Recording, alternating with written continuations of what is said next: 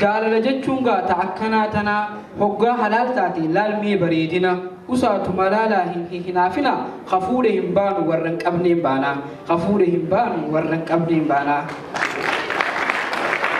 mee asiin deebi'aa gama keessanitti jaalalti asii deemtu si hinaafsisteeti maal goota gaa abbeetuun iddiliiteeti galiiti edanus rafi qobaakeeti galiiti edanus rafi qobaakeeti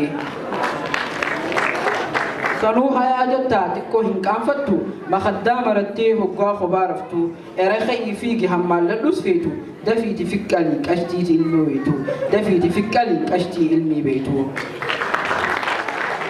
isin namni gariin dulloomuuf deemtanii gorsa namaa silaa numan dhageessanii sanuu afaan guutuun jettan nuun naqini dirqama kiyya bar isin darrabuuni akka munzirfatti daftanii fuutanii akka munzirfatti daftanii fuutanii tokko keessa hamzaa durarraa mul'ata qaamallee babaasee kophaa isaan nyaata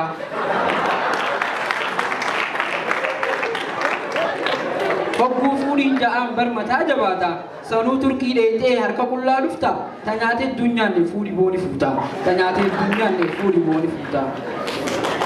tokkootu jira sheefowwanii yoo fuudhi jetteen fuula guure inni ati irraa hasoytee maa fuune jannaani deebisaan saatana aboodan taasaanii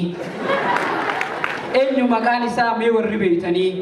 suheebiyaan simbaanu mee fuulan guurini halaalshoo gubbatti meenu afeerini tokko ibsa abbii abbaa singiloota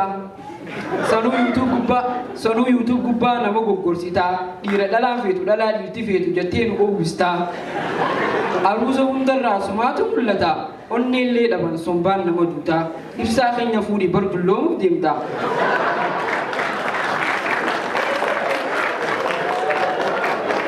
dubra hedduus beekaa atillee ni beeytaa